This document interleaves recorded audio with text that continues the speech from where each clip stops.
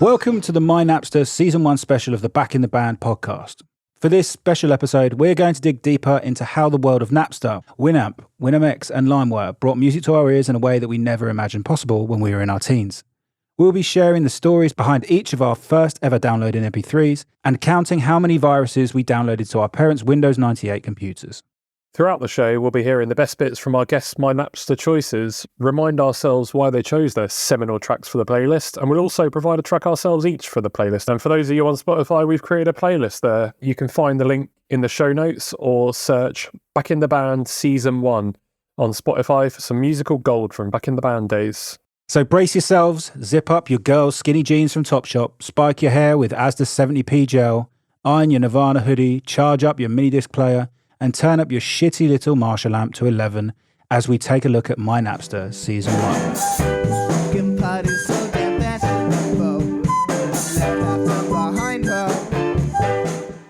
Right, this will be interesting. So this is a bit of a free-for-all, isn't it, mate? No guests, just vibes, basically. Freestyle.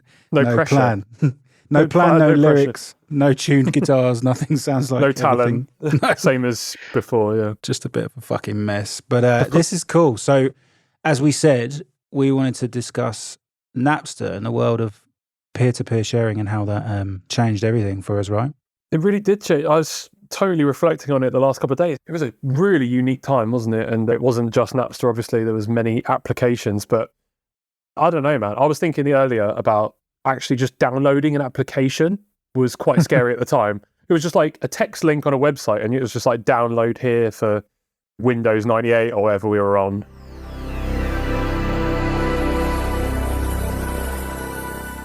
And you're like, what am I actually I don't know what's going on. Everything really came at the risk.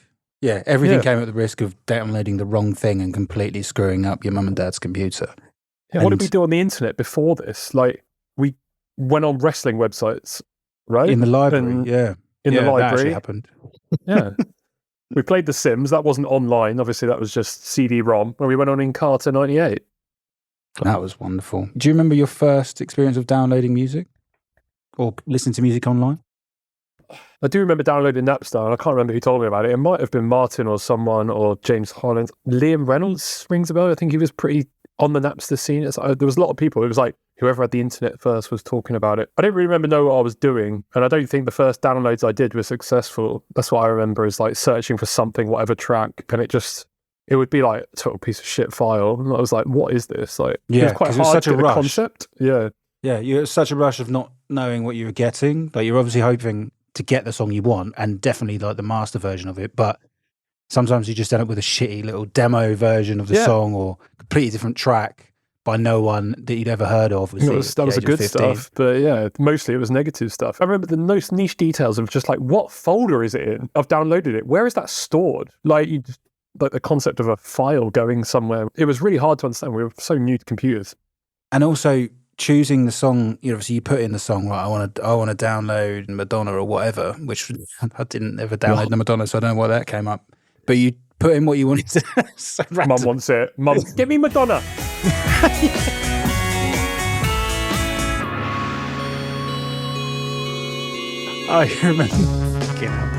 I remember obviously having really, really bad internet, even worse than the average at the time. And like the main criteria on WinamX was you had the traffic light system, right? So it was the red, yellow, and green. So if it was green, it was like you're more likely to get a better speed, or it's more accessible. So like even if it was crappy bit rate or whatever, and at that age you just didn't know or care, but that was a really important choice to make as well. It became important, didn't it? But we didn't know about those systems in the early, like, you didn't know what you were getting basically in the first few, right? Obviously you got better at illegal downloading as you got older. It was kind of like we just become a professional illegal downloader. But in the early days, I don't know what I'm going to get. I don't really know how this works. I don't really know if it's legal or not. Some people say it's not legal, but everyone's doing it. So surely I'll be fine. Are they really going to come after me, little 15-year-old Lee and Slepan? Downloaded like 25 songs. Like, I was in Beanie Close at the time, actually, by the way. I've got loads more I want to talk about with this, but like, considering you never really knew if it was legal or illegal, you carried on. Did the law have to take time to catch up, I guess, didn't it? It was like, that's always the way with the technology, is like the law is never quite on trend. We didn't know that at the time. We were like 13 years old. But well, there was no precedent for it. at all. So No, the labels no. didn't know how to Police it, deal with yeah. it and react Yeah. to it, and what public reaction would be to people being prosecuted for it as well. Yeah. Speaking of which, you've seen that Spotify, the playlist Yeah, series I watched on it all, Netflix. yeah. Really good, right? I really enjoyed it. I thought it's an interesting story, but yeah, taking on the labels, obviously, it did seem like it was going to always be a challenge, but they got there in the end, didn't they? But they just probably knew, like, get over that hurdle, find one person that agrees, and then job done. But I mean, Yeah. Spotify was interesting because you're just like, how is this going to make money? I was paying nothing. It was like a few ads, but yeah. And I remember Spotify obviously jumping ahead of quite a few years, but I remember in uni, we talked about it with Dave Bentley in one of the episodes, but our lecturer at the time was like, yeah, this thing called Spotify is coming. Streaming is going to be massive. You're going to pay £10 a month and you have access to everything. And I really remember being like, that's not going to happen. No way. Yeah. Am I going to pay that when I've got it for free? How is that going to happen? And here we are. Like it did, man. And it was fascinating. it was like the things that clicked with me on that documentary. It was like a hassle-free instant experience, right? You don't get that from illegal downloads. Whatever you get, you're going to get a mixed bag of quality. You're going to have to rip it to yourself. You're going to have to create your own playlists. And that was like, okay, it's all in one place. And then it was like when there was a bit in the show where they're like, we can charge a paywall because people will not want to lose their playlists. It's basically like building up a subscriber base, isn't it? Of just like people who, my starred playlist now, I would probably pay £25 a month for that. Like, I would not want to lose it because Imagine so much you lost music. it, and how could you price that? Like, someone said to you, right, I've taken it from you, and you're not getting back until you give me. I'm going to hold you to ransom, and you feel like what, £500? What's relative? But Probably a few hundred, yeah. I'd be like, I want to know what was in there. If they said, we'll let you look at it for 10 minutes for £100, I'd be like, all right, let's do that. Here's a question as well. Have you still got your iTunes library? No, on my old laptop, I haven't loaded it up for years, like this old MacBook. But that was a transition, wasn't it? And I guess that was interesting because I did pay for quite a lot of iTunes stuff, and I did obviously rip a lot of CDs to there and thought that was the future. Yeah. Have you got yours? I'll tell you what, the fascinating thing, yeah, I have. I very rarely open up iTunes. But the good thing about that is if I ever wanted to, and I've backed it up because I don't really need it on my computer anymore. But the good thing about that is if there was ever any tracks or demo tracks or bands that I was touring with or playing with or knew at the time, like bands and artists and music that just isn't available online now. So I think that's where that still has a part to play almost. That's true. Yeah. There's a few. No, you're right. Do you remember a band called, this is so random, Hello Mexico? Do you remember them? There was a band called Hello Mexico. There was one song they've got. It's on YouTube, only on YouTube. I don't pay for YouTube Premium or anything. So the only way I can access a few very niche tracks is through YouTube, right? But I can't listen to it on the move. I have to watch the video if I want to watch it. So there's definitely still a market for that niche stuff. I hear you. I remember also, I remember going back a little bit and I remember MP3s turning up and I remember sitting, I think I've told you the story before. It was when MP3 started kicking off and we were in my nana and granddad's down in the south somewhere in the middle of fucking nowhere. And they had really bad internet. I'd somehow commandeered my dad's old work laptop. So I'd managed to somehow install Winamax. And I was downloading something on the really bad internet, taking forever instead of just sitting around doing nothing. Or at least I was sitting around doing nothing, waiting for the latest console. Stare at that, yeah. And my dad was like, what are you doing? So I'm downloading MP3s. It's like, why are you doing that? I said, well, I can get stuff for free and stuff. It's quite cool. It's got everything. Look, check it out. And he said, I wouldn't bother with that because I was reading an article in the Daily Express that basically said that MP3s aren't really going to go anywhere. It's not proven. I wouldn't bother with getting an MP3 player. And so the moral of the story is that my dad or anyone needs to stop reading the fucking Daily Express, really. But I just remember him being like, no, that's not going to happen. CDs are still going to be around. And again, here we are. Now, what I was thinking about was like, obviously the controversy in the industry, it took a shift away from CD sales, right, eventually. But once you'd really figured out how to rip them. But I was thinking like before that, I remember being so proud of my CD collection that like, I just continued to keep buying CDs even though we were downloading stuff. So it wasn't like an instant impact for us. And it was like, we would just buy them. And I guess I was thinking my justification really at the time was that because the quality on the MP3s wasn't always great, you might have to download it 2 or 3 times, right? If you really like that track, to be like, that I want to get the best quality version or whatever. But it was never quite the same as just listening on CD, which is where we consumed the music, right? It was like on our big hi-fis, whatever. Yeah, and it's funny because there's still some CDs that I regret not buying, and it would have made absolutely no difference. I never bought Hybrid Theory by Linkin Park, and I listened to it obsessively. Did you rip And it? I regret it. And it's stupid because why? I'm now £12 richer to this day because I never bought it, but I regret it because I feel like I owed it to them. And it's like you say, it's twofold. It was like I had ripped it and probably 2 or 3 of those MP3s were crap. Yeah. But it was £12. And when you're getting paid, like, I think at the time I was working as a paper boy and I earned like £12 a week to do a paper round every morning at 7 o'clock in the morning or whatever. And yeah, it was like, yeah, I'm happy to not spend that. But yeah, funny. Do you have any albums that you ripped and you can really remember and wish you hadn't? Nah, I just remember a lot of mixtapes being made. I didn't rip too many at the start. I just kept spending money, man. Like I was earning slightly more than £12 a week, but not much more. I was on £25 a week at Videodrome at one point, doing about 4 hours a week. But that was, I guess, like you say, do I regret buying the CDs? No. Do I regret buying them?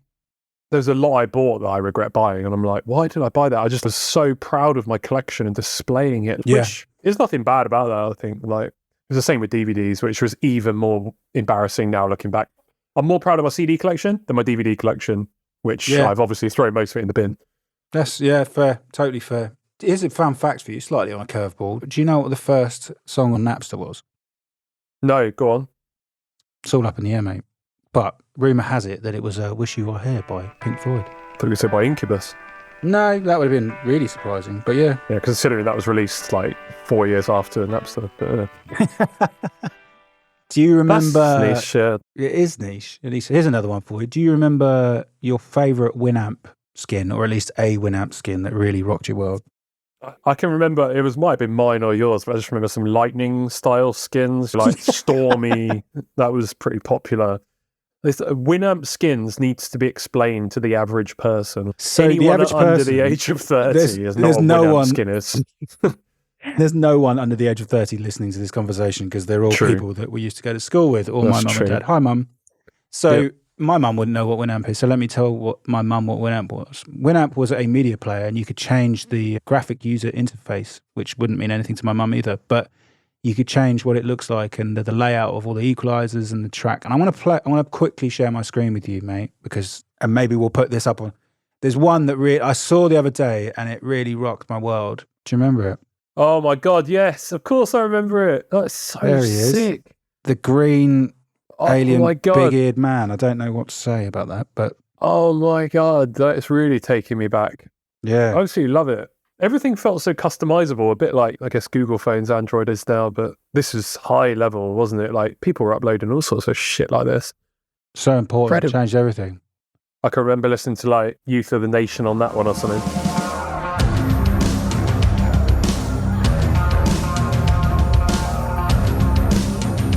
Yeah, I thought that was just an interesting time. I think there's something in it.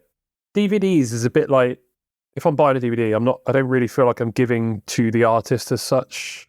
There's a lot of people involved in a film, a lot of people involved in music, obviously, but I still now and then, to this day, would buy the odd bit of merch from an artist, just because I feel like I'm supporting them, especially a smaller one. That's like my only justification in the back of my mind for the stuff I spent on CDs was like, sort of help their careers a bit in that minimum tiny way. They make most money out of it, didn't they, at the time?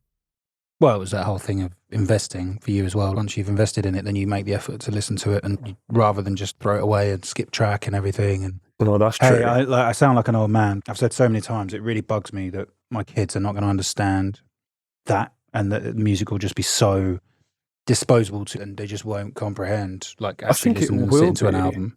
No, I totally agree. But I reckon there'll be a retro phase to this, like there is with most things. I think there'll be a kind of like renaissance of listening to things all the way through, or the smarter kids will do it. Obviously, everyone else will just rinse it. But it'll be like, you've got to do it like they did in the old days is always like a bit of a nostalgic thing to do for new generations. So I reckon it's going to make a comeback, basically. Yeah, I agree. All right. I think let's move on from here. And let's hear from our first 3 guests on the podcast of season 1. And we're going to hear from Will, Ollie and Kinsey as they give us their My Napster tracks. I'm going to give you a track that we played in Deviate the Band. And it was probably, I think it was the first one without a piano in it. It's pretty radical for me. So the track is By the Way by the Chili Peppers.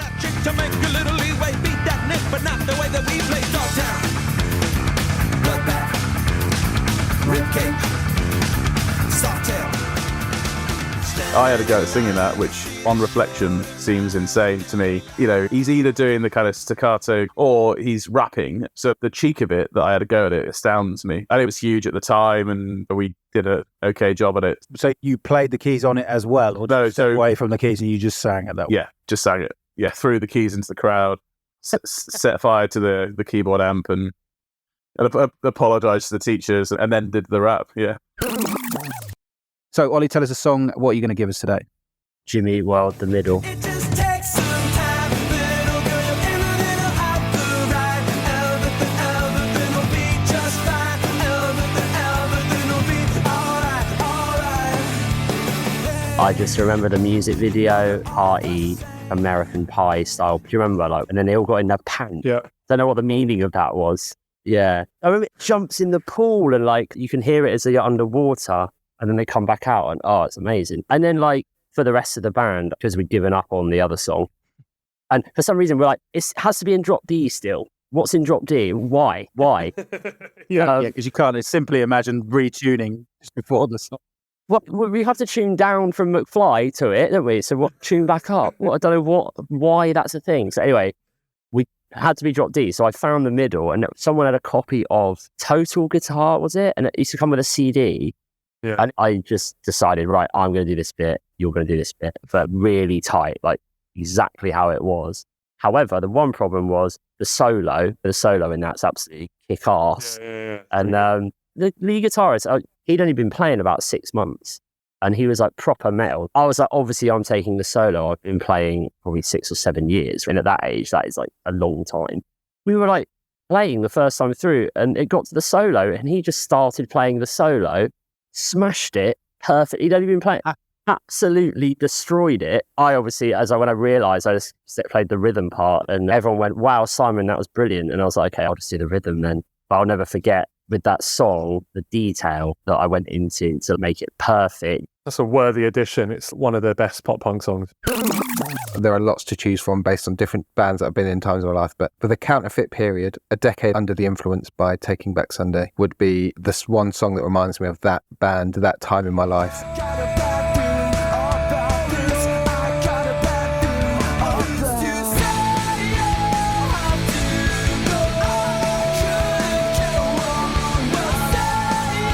As we've touched on, I was heavily into Green Day, Blink, New Found Glory, and then the drummer put on a Taking Back Sunday album at a house party, and that song came on, and I was like, what is this band? Honestly, I don't think I'd even heard of them, and just the double vocal, everything about it just blew my mind. So then we ended up covering A Decade Under the Influence in Counterfeit, and I just remember like the bass player took some of the vocals from me, and it just completely changed the way we probably wrote songs after that, tried to make things more complicated, but we had a lot of fun playing that song.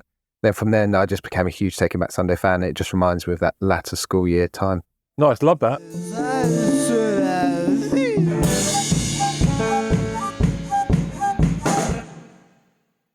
Here we are. We're going to share our very first MP3. So Lee, can you remember your first MP3? First downloaded MP3. Yeah, like this was I had to really rack the brains for this one, but I'm pretty sure at the time I was listening to this type of this song on MTV or the Box, which was literally where 99% of the stuff I listened to would be from. That or Chiltern FM in Bedfordshire for the Graham Torrance with Late Night Love, yeah. Yeah, Tracy Chapman, Fast Car. Every night, Late Night Love. It was a big classic. Had a feeling that I belong. I had a feeling I could be someone. No, yeah, like I said, MTV The Box was like where I was finding music. So it was like, Aguilera, Britney, Eminem. These were like really popular artists at the time. But this song I downloaded first, I'm pretty sure on Napster, whether it was good quality or not, was I think it was Jay-Z, I Just Want to Love You. I'm a hustler, baby.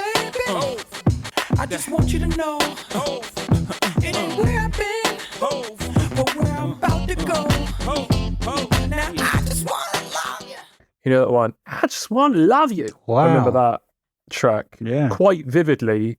I don't know why, probably because I listened to the hell out of it. And it was probably quite risky that it even the moves you make. It really stood out to me, but that's just a decent track. I'm pretty happy with it. I don't remember downloading anything else before that. That was Napster, definitely. I think Napster was almost dying a death when we were getting hold of it. So I don't think we spent too much time on Napster. I think it was a good few months, but not as long as we spent on the others. So Not yeah, as long as we pretty spent sure. on Roller Coaster Tycoon.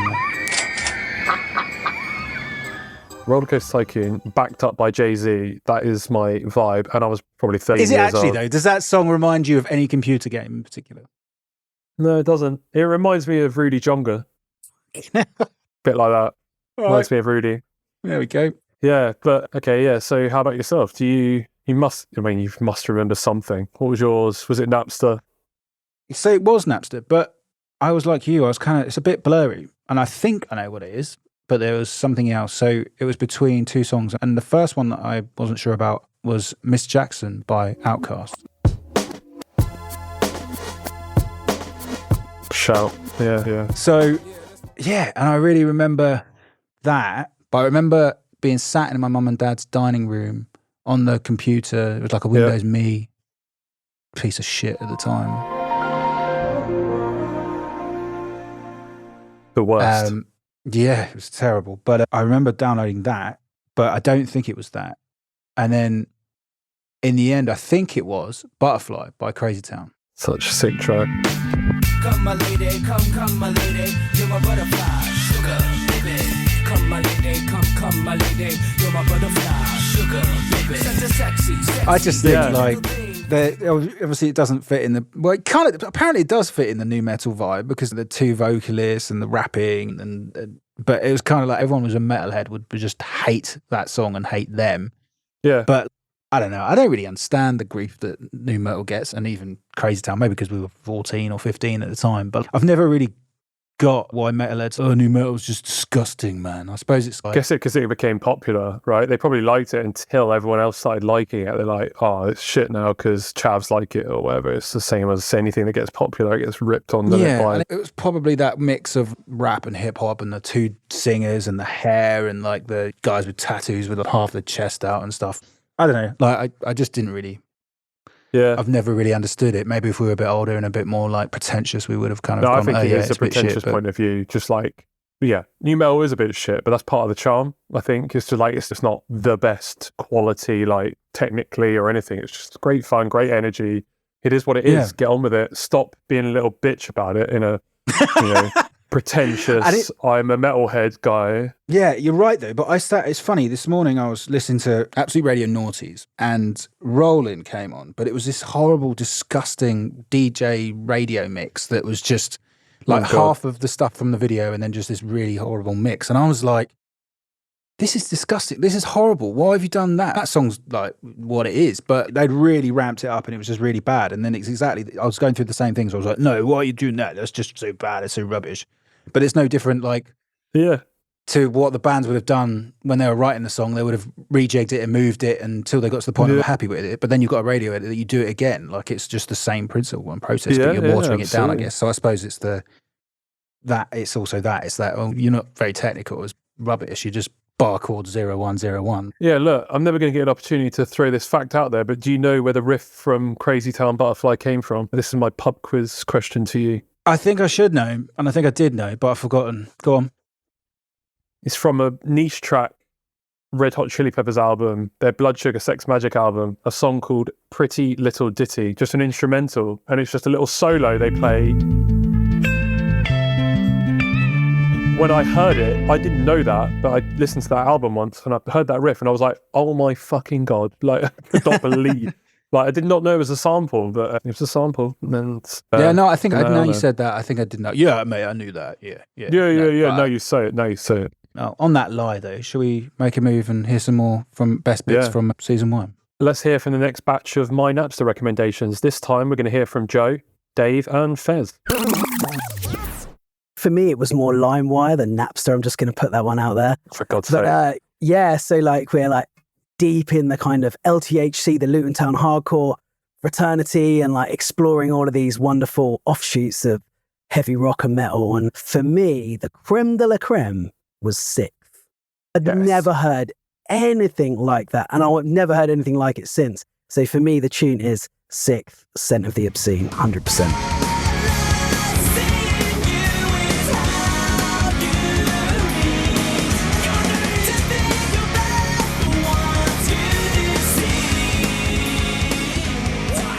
I mean, honestly, man, when anyone says the word sick, I just want to bang on that whole album, that iconic first album, and say, I'm really gagging to do that after this now. I'm not going to be able to put my son to bed. I'm going to have to bang it on.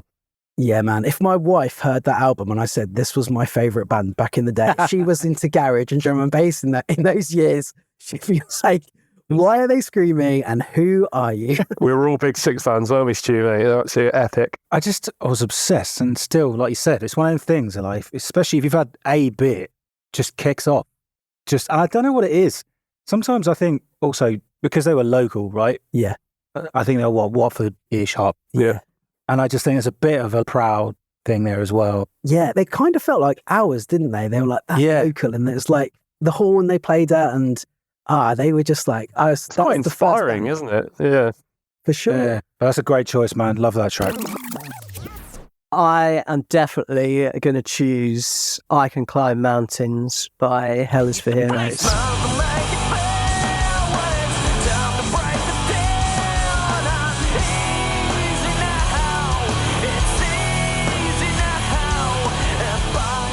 At the time, Hell is for Heroes were kind of what I wanted to be. Like, for us, we never got ideas above our stations.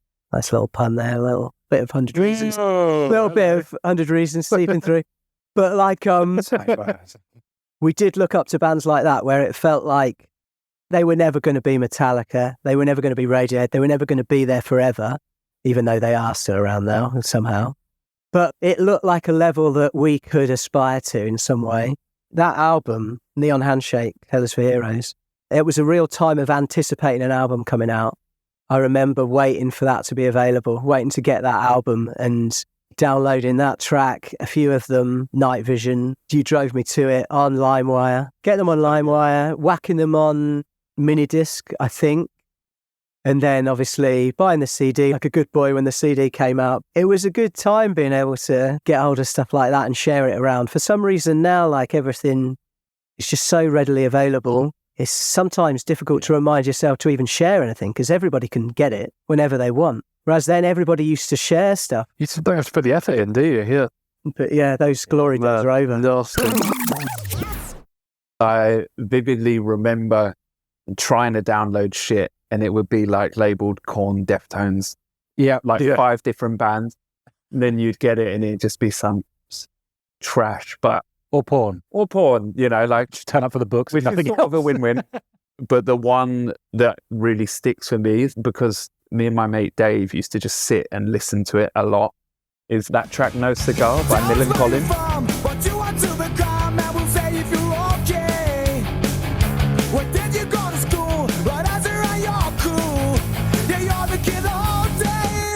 What were you listening to it on? I would probably be listening to it on a, what's it called, a Discman?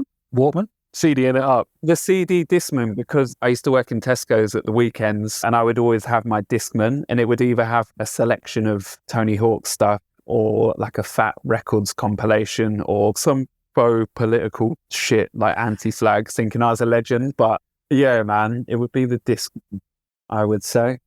What memories is that bringing back right now? Mill and Collin, No Cigar. What are you thinking about? Graffiti in car park. Yes.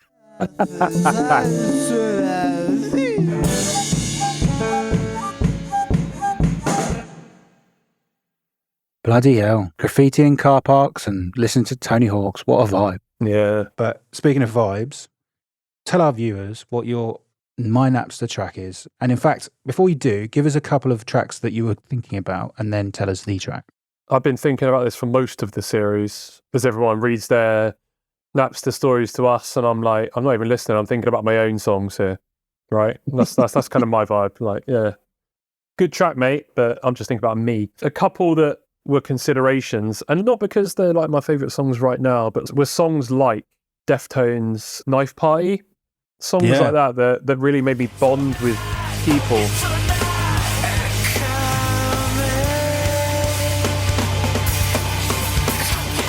Definitely is always a consideration. I haven't thought about too many others, to be honest, because this one has really stood out to me from the start of the series, and the fact no one else picked it made it an extra pick as well, which is 46 and 2 by Tool.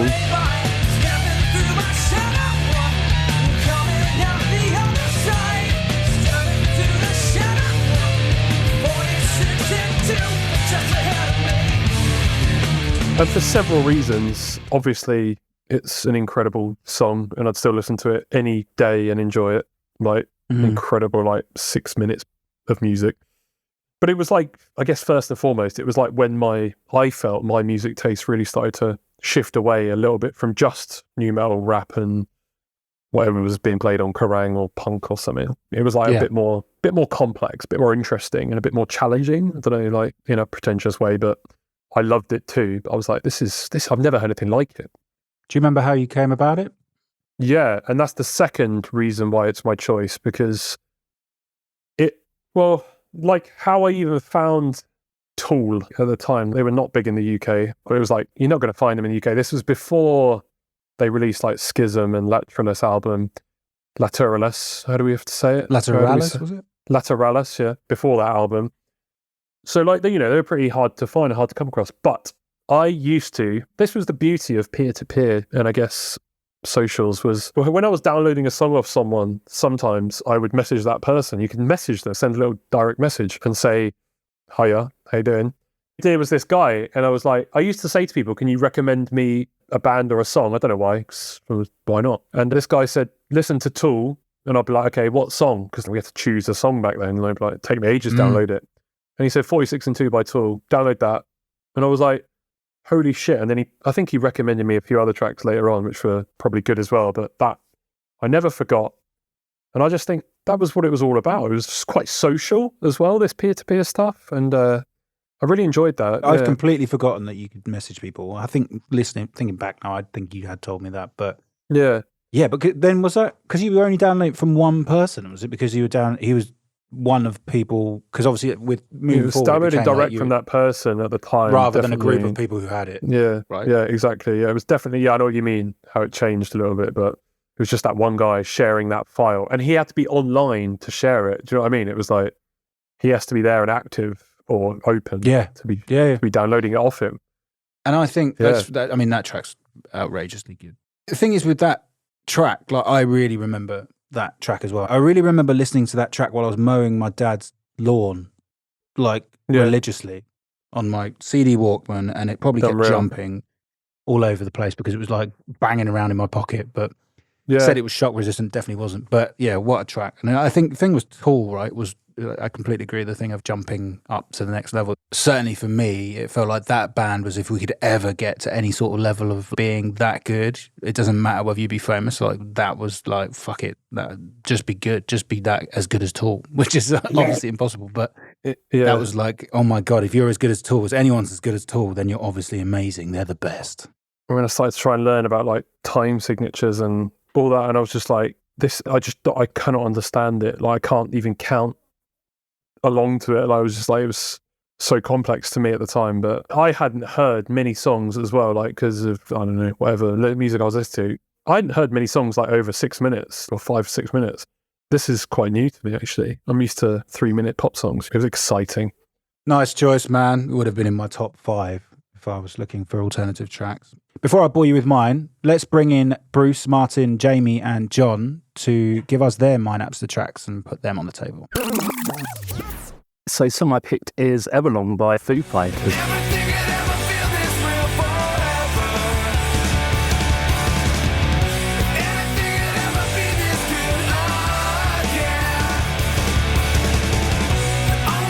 The reason it's like special is it was the song, like it sounds a bit romantic now, but it was the song that kind of brought me and my mate Ollie, the bassist, and the band together. At the time when we met, I was very much more into my dance music and stuff like that. And yeah, it was a song, I don't know, it kind of formed our friendship, I think. It was just one of those songs, it's quite an old song now, it was even old like when we became friends, but it's just that song that kind of like always came back, always hung around at the end of the night whenever we were out, we'd always forever long on. So it's just that song that kind of really reminds me of making friends back in the day.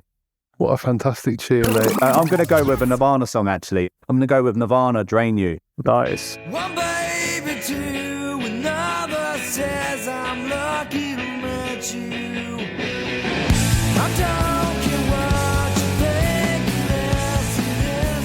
When I heard that album, I knew I definitely wanted to play drums. That's a sick choice. Obviously, our man Kat, I never saw him live, far too young. But there's this, have you heard this Elvana covers band? Have you heard of them? No. They're an Elvis / Nirvana cover. He's basically an Elvis frontman. He dresses up as Elvis, comes out dressed up as Elvis, and they play Nirvana songs. And then they did like Glastonbury, they do like big festivals and stuff, and they are fucking sick. And it's the closest I'm ever going to hear a bit of Nirvana music live. And man, it is banging. Keep an eye out for them. Man, I'll try and go and see them. Yeah, well good. This is the first song I downloaded on Napster. And I still remember it downloading. I remember it taking a couple of hours or something. Genie in a Bottle, Christina Aguilera. Yeah. Yeah. Exactly. Yeah. It's 99 Red Balloons by Goldfinger. No.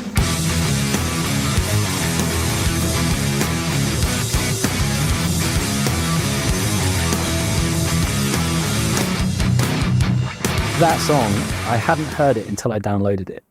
The first time I heard it was after I downloaded it. So I don't know if it's like a delayed gratification thing of waiting 2 hours for this thing. And then hearing it for the first time, that cover of it is just amazing. There's not much music from that era that I still listen to, but like that's one of the songs that I can still put on and I still enjoy listening to it. It's a great song. I saw them play at Slam Dunk Festival a few years back actually in Hatfield. No way. Yeah, it was wild. Yeah, it was like a party just blew up as soon as they played that. It was... Oh, they played that? Wow. Yeah, good song. Brilliant tune. Great choice. I'm going to go for My Own Summer by Deftones.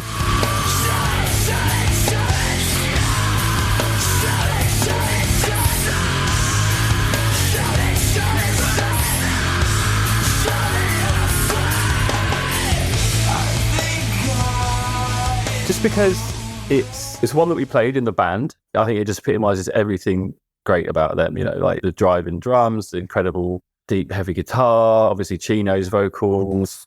It's actually one track that I first heard on the Matrix soundtrack. Like it features on that, and I remember that was a soundtrack that was so varied and so cool. Like it had Prodigy on there, it had that amazing Club to Death track by Rob D, but it also had this one, and that was one of the first sort of movie soundtracks. So what was that, 99? That again, when I heard that and I heard this song, I was like, wow, okay, cool. Later down the line, we all really got into Deftones, particularly that album. And still am. Oh yeah, particularly that album Around the Fur, obviously. And I still listen to them a lot. I think of all the bands that we were into, probably Tool, Deftones and The Perfect Circle are the ones that I listen to most now. When it gets hot, when we get that first decent weather of the year, I always tend to put on that album Around the Fur, and that's obviously... What an opening track, honestly. You won't find many better, will you? Yeah. Exactly. It's a great track. It's a good choice.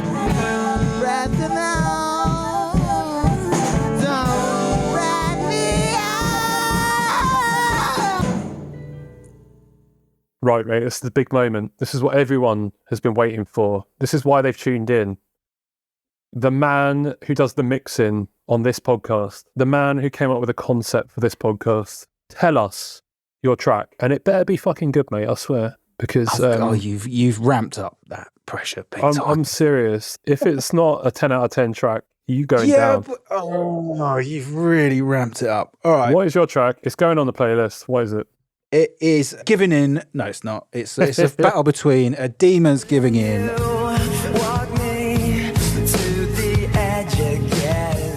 Power Struggle by Sonic.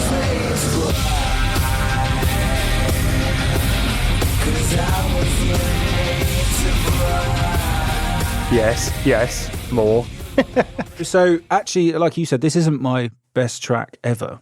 It was more, I looked at it from the perspective of what track reminds me of being in a band in school and like the best moment of being in a band in school. There were so many moments, and we touched on some of them with John, right? And not all of them, but there was some that was just really embarrassing when you look back. And then you got to a point when it was actually like, okay, yeah, fine, we're only covering stuff, but this is cool. Like for us, everyone else probably thought we were a bunch of geeks, but we were enjoying it and we were pretty happy with what we were doing. Yeah. And felt like we were jumping up a level. And for that reason, I chose a track that really brings back that excitement of being in a band and feeling like you're going somewhere and we were potentially going to get signed and be famous and everything else. And so I'm going to choose Nice to Know You by Incubus. Oh, yeah. Nice. Yeah.